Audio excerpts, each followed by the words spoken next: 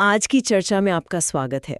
हमारे पास आज कुछ ऐसे स्रोत हैं जो पहली नज़र में बिल्कुल अलग-अलग लगते हैं। हाँ, एक तरफ भारत के सुप्रीम कोर्ट में चल रही संवैधानिक बहस है, तो दूसरी तरफ चीन की एक विशालकाय भूमिगत लैब की बात हो रही है। और एक तरफ कश्मीर की मानवीय कहानियां हैं, तो दूसरी तरफ जापान और चीन के बीच बढ़ता हुआ तनाव। और इन सब के बीच हिमालय के अद्भुत किस्से और जलवायु परिवर्तन पर हो रही वैश्विक खींचतान भी हैं। तो ये सब बिखरा हुआ लग सकता है, लेकिन हमारा काम इन सारे धागों को एक साथ बुनकर एक बड़ी तस्वीर तैयार करना है। बिल्कुल, ये देखना कि कैसे एक देश के अंदर की चुनौतियां उसके वैश्विक कद पर असर डालती हैं और कैसे विज्ञान और प्रकृति की दुनिया इन सब से जुड़ी हुई है। तो चलिए इस उलझी हुई लेकिन दिलचस्प तस्वीर को समझने की कोशिश करते हैं। शुरुआत करते हैं भारत के अपने आंतरिक शासन के ढांचे से, जहां हाल ही में संघवाद यानी केंद्र और राज्यों के रिश्ते को लेकर एक बड़ी बहस छिड़ी हुई है। हाँ, और एक लेख के मुताबिक सुप्रीम कोर्ट की एक हालिया टिप्पणी ने इस बहस को और हवा दे दी है, जिससे राज्यों की स्वायत्तता पर आप कह सकते हैं सीधे सीधे सवाल उठ रहे हैं। तो इसमें मूल बात क्या है जो समझने वाली है? देखिए, जो मूल बात है वो ये कि हमारे संविधान ने भारत को राज्यों का संघ कहा है। इसका मतलब है कि केंद्र और राज्य बराबर के भागीदार हैं, कोई किसी से ऊपर या नीचे नहीं है। अच्छा। लेकिन एक विश्लेषण ये बताता है कि ये सिद्धांत अब खतरे में है। इसका सबसे बड़ा उदाहरण राज्यपालों की भूमिका में दिखता है। मतलब जब राज्य की विधानसभा कोई कानून पास करते हैं तो राज्यपाल उसे महीनों तक रोक कर बैठ जाते हैं और फिर उसे राष्ट्रपति को भेज देते हैं।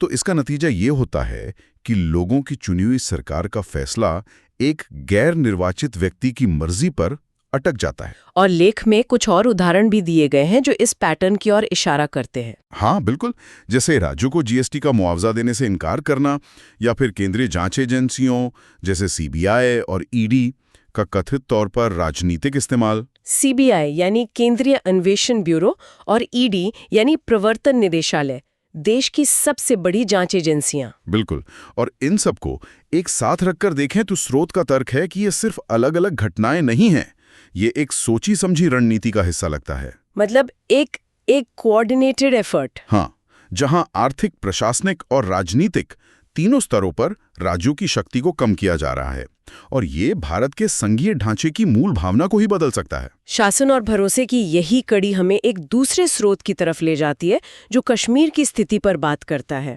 लेखक नई दिल्ली में हुए एक बम धमाके की निंदा से अपनी बात शुरू करते हैं, लेकिन फिर एक बहुत गंभीर सवाल उठाते हैं। वो कहते हैं कि ऐसी किसी भी घटना के बाद शक की सुई तुरंत एक खास समुदाय की तरफ क्यों घूम जाती है, और इसे वो सामूहिक दंड का एक खतरनाक पैटर्न बताते हैं। इसमें कुछ काफी परेशान करने वाले उदाहरण भी हैं, जैसे आतंकवाद के आरोपियों के परिवार, जिनमें जैसा कि स्रोत में लिखा है बूढ़े माँ बाप और छोटे बच्चे रहते हैं। हाँ, और उनके घरों पर बुलडोजर चला दिया जाता है। लेखक का कहना है कि घर सिर्फ ईंट पत्थर का ढांचा नहीं होता, वो गरिमा, अपनेपन और यादों का केंद्र होता है। बिल्कुल, जब आप उसे तोड़ते हैं तो आप सिर्फ एक इमारत नहीं बल्कि एक परिवार की पहचान को भी तोड़ते हैं। और इसका असर युवाओं पर बहुत गहरा पड़ रहा है। स्रोत बताता है कि वहां की युवाओं में घुटन की एक गहरी भावना है, और इसकी वजह भी साफ बताई गई हैं।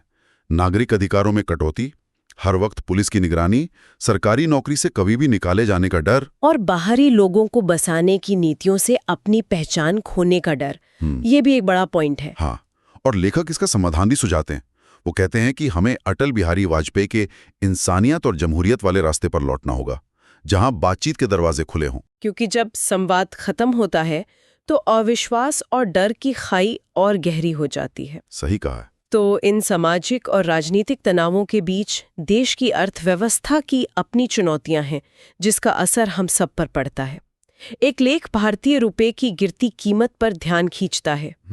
नवंबर 2024 से अब तक डॉलर के मुकाबले रुपया लगभग 7% गिर चुका है। 83 रुपए पर 4 से गिरकर 89 रुपए 2 पर आ गया है। ये हालात हमें 2018 की याद दिलाते हैं, और वजहें भी लगभग वैसी ही हैं। पूरी दुनिया में डॉलर मजबूत हो रहा है, अमेरिका में ब्याज दरें बढ़ रही हैं, और व्यापार को लेकर तनाव भी है। बिल्कुल। अच्छी बात यह है कि भारत का विदेशी मुद्रा भंडार करीब 693 अरब डॉलर है, जो एक मजबूत स्थिति है।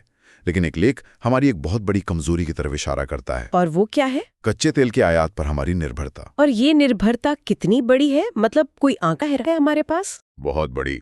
आप समझिए कि वित्त वर्ष 2025 में हमारे कुल आयात का 5वां हिस्सा यानी 20% सिर्फ कच्चा तेल खरीदने में गया। 20%? हाँ, और इसका सीधा असर हमारी और आपकी जेब पर पड़ता है। जब तेल महंगा होता है तो ट्रकों का भाड़ा बढ़ता है, जिससे सब्जी से लेकर साबुन तक सब कुछ महंगा हो जाता है। इसी को हम महंगाई या इन्फ्लेशन कहते हैं। तो इसका मतलब ये हुआ कि रुपए को संभालने के लिए सिर्फ रिजर्व बैंक की नीतियां काफी नहीं हैं। नहीं है। स्रोत का तर्क है कि हमें अपनी इस कमजोरी को जड़ से खत्म करने के बारे में सोचना होगा। जैसे ट्रांसपोर्ट को बिजली से चलाने पर जोर देना।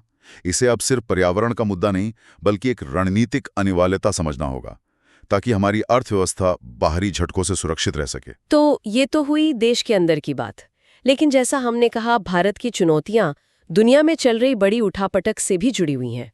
और आज के दौर में सबसे बड़ा पावर डायनामिक है अमेरिका और चीन के बीच। हाल ही में हांगकांग में चीन संयुक्त राज्य अमेरिका एक्सचेंज फाउंडेशन की एक बैठक हुई और एक लेख के मुताबिक वहां का माहौल बड़ा दिलचस्प था। कमरे में थकान और अविश्वास का माहौल था। थकान और अविश्वास, इसका क्या मतलब है? इसका मतलब है कि दोनों देशों के बीच एक दूसरे को समझने की इच्छा और क्षमता दोनों कम हो रही है। पहले जो रणनीतिक मुद्दे सिर्फ एक्सपर्ट्स के बीच डिस्कस होते थे, वो अब दोनों देशों की घरेलू राजनीति का हिस्सा बन गए हैं। बिल्कुल। और इसका एक और असर दिख रहा है, दोनों देशों के बीच छात्रों का आना जाना बहुत कम हो गया है। तो युवा पीढ़ी अब एक दूसरे को असल अनुभवों से नहीं बल्कि अखबारों और टीवी पर दिखाए जाने वाले डरावने नैरेटिव से जान रही है। इसी बैठक में आर्टिफिशियल इंटेलिजेंस यानी AI पर भी बात हुई और उसे एक अंतर्राष्ट्रीय सार्वजनिक वस्तु कहा गया। ये सुनने में बड़ा भारी शब्द लगता है। हाँ, लेकिन इसका मतलब सीधा सा है, AI एक ऐसी चीज है जैसे हवा या पानी, जिस पर कोई एक देश कब्जा नहीं कर सकता। ये सबकी साझी विरासत है। सिंगापुर के एक पूर्व रक्षा मंत्री ने इस दौर को द्वंद्वात्मक क्षण कहा। द्वंद्वात्मक क्षण। हाँ। उन्होंने कहा कि दुनिया को अब एक और हेजेमन यानी एक अकेली महाशक्ति की जरूरत नहीं है, बल्कि ऐसी शक्तियों की जरूरत है जो मिलकर भविष्य का रास्ता तय कर सकें। लेकिन मिलकर रास्ता तय करने की बात करना एक बात है और असलियत बिल्कुल दूसरी। हाँ, बिल्कुल। और इसी तनाव का एक जीता जागता उदाहरण हमें जापान और चीन के बीच ताइवान को लेकर हुए हालिया विवाद में दिखा। वो प्रधानमंत्री सनाई ताकाइची का बयान। हाँ, जिसने पूरे एशिया में हलचल मचा दी। उन्होंने कहा कि अगर चीन ताइवान पर हमला करता है तो इसे जापान अपने अस्तित्व के लिए खतरा मान सकता है। और ये सिर्फ एक बयान नहीं था, इसके पीछे बहुत बड़ा आर्थिक और सैन्य गणित है। बिल्कुल। चीन जापान का सबसे बड़ा व्यापारिक साझेदार है। हमारी कारों और इलेक्ट्रॉनिक्स में लगने वाले 60% रेयर अर्थ मिनरल्स चीन से आते हैं। 60%? और तो और ताइवान के पास जो समुद्र है, जिसे ताइवान जल डमरू मध्य कहते हैं, वहां से जापान का 440 अरब डॉलर से ज्यादा का व्यापार गुजरता है। 2025 में जापान ने अपने 60% कंप्यूटर चिप्स यानी इंटीग्रेटेड सर्किट ताइवान से ही खरीदे। तो इसका मतलब है कि अगर उस इलाके में जंग छिड़ती है तो जापान की पूरी अर्थव्यवस्था ठप हो सकती है। ठप हो सकती है, बिल्कुल। और यही वजह है कि जापान अब अपनी सैन्य ताकत भी बढ़ा रहा है। 2025 में जापान का रक्षा बजट 70 सालों में सबसे ज्यादा, GDP का 1.8% तक पहुंच गया। तो ये दिखाता है कि कैसे एक नेता का एक बयान पूरे क्षेत्र में आर्थिक और सैन्य तरंगे पैदा कर सकता है। ये दुनिया कितनी इंटरकनेक्टेड है। बिल्कुल। ये तो हुई टकराव और तनाव की बातें, लेकिन दुनिया में ऐसे भी प्रयास चल रहे हैं जहां सहयोग की बहुत जरूरत है, खासकर जब बात हमारे ग्रह के भविष्य की हो। आप COP30 की बात कर रही हैं? हाँ, जो हाल ही में ब्राजील में हुआ। पहले तो ये समझ लेते हैं कि COP क्या है। इसका मतलब है conference of the parties.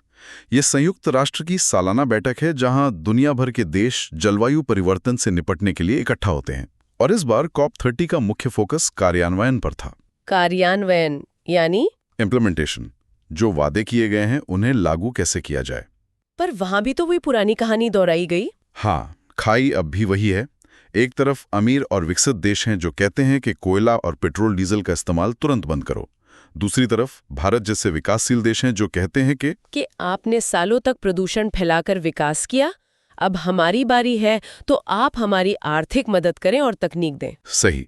Bharat ने अपनी बात रखी, लेकिन अपने राष्ट्रीय निर्धारित योगदान की घोषणा नहीं की। ये राष्ट्रीय निर्धारित योगदान ये क्या होता है? ये हर देश का अपना एक वादा होता है कि वो अपने हिस्से के प्रदूषण को कम करने के लिए क्या क्या कदम उठाएगा।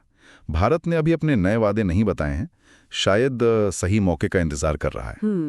इस वैश्विक मंच की बड़ी बड़ी बातों से हटकर चलिए अब जमीन से जुड़ी एक कहानी पर आते हैं जो हमें हिमालय की वादियों में ले जाती है। स्टीफन ऑल्टर की कहानी। हाँ, एक लेखक हैं जिन्हें हाल ही में हिमालयी साहित्य और संरक्षण में योगदान के लिए एक पुरस्कार मिला है।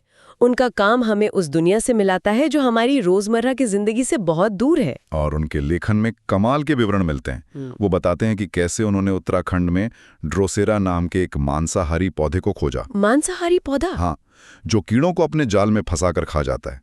या फिर लद्दाख के एक यात्रा का किस्सा जहां वो एक ऐसी गुफा में सोए जिसमें बकरी की सूखी लीद की 15 सेंटीमीटर गहरी परत बिछी थी जो फोम के गद्दे की तरह नरम थी। वाह, ये तो सुनने में ही अद्भुत लगता है।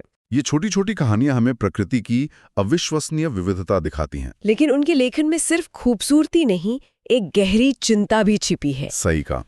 वो गुवाहाटी के बाहर एक जलते हुए कूड़े के ढेर का जिक्र करते हैं जहां ग्रेटर एडजुडेंट स्टॉक नाम के बड़े बड़े पक्षी बैठे थे जो ऐसे लग रहे थे जैसे किसी प्रलय की तस्वीर से निकलकर आए जीव हों। तो ये प्रकृति के सुंदर और भयानक दोनों चेहरों को एक साथ दिखाता है। हाँ, और मशहूर लेखक रस्किन बॉन्ड के हवाले से वो कहते हैं कि पहाड़ों की सबसे बड़ी सीख विनम्रता है। शायद हमें यही सीखने की सबसे ज्यादा जरूरत है। और विनम्रता की ये सीख हमें हमारी आज की आखिरी कहानी पर ले जाती है। ये कहानी है विज्ञान की, वैश्विक सहयोग की और राष्ट्रीय अड़चनों की। ये कहानी है न्यूट्रिनो की। पहले ये समझना जरूरी है कि ये न्यूट्रिनो आखिर हैं क्या। आप इन्हें ब्रह्मांड का भूतिया कण या घोस्ट पार्टिकल कह सकते हैं। भूतिया कण क्यों? क्योंकि ये इतने छोटे और हल्के होते हैं कि हर सेकंड खरबों न्यूट्रिनो हमारे शरीर के आर पार निकल जाते हैं और हमें पता भी नहीं चलता।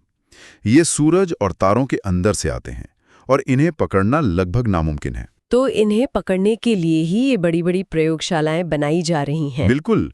चीन ने हाल ही में अपना यांगमेन अंडरग्राउंड न्यूट्रिनो ऑब्जर्वेटरी यानी JINO बनाकर तैयार कर लिया है।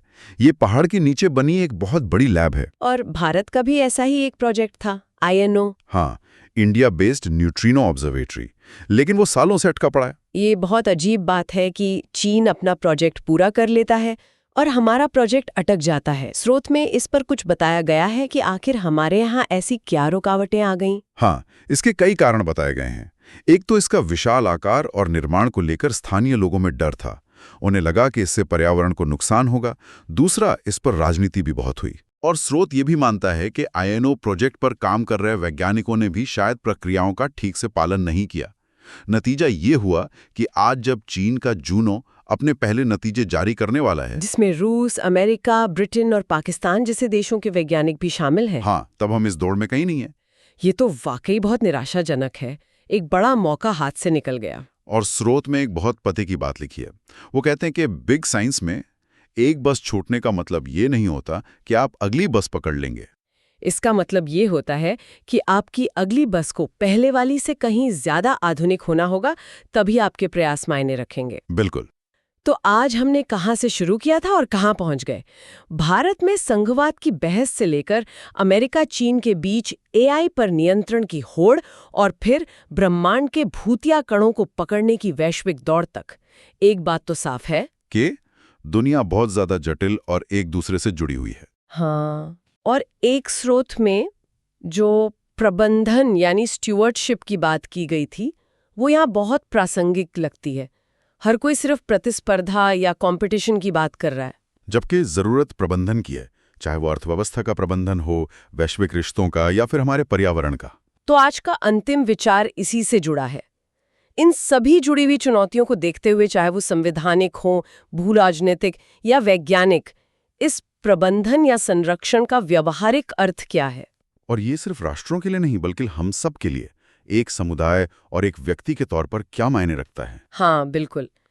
जब एक नेता का एक बयान वैश्विक व्यापार को हिला सकता है और एक रुका हुआ वैज्ञानिक प्रोजेक्ट हमें ब्रह्मांड को समझने से रोक सकता है, तो इस बड़ी तस्वीर में हमारी और आपकी भूमिका क्या हो सकती है?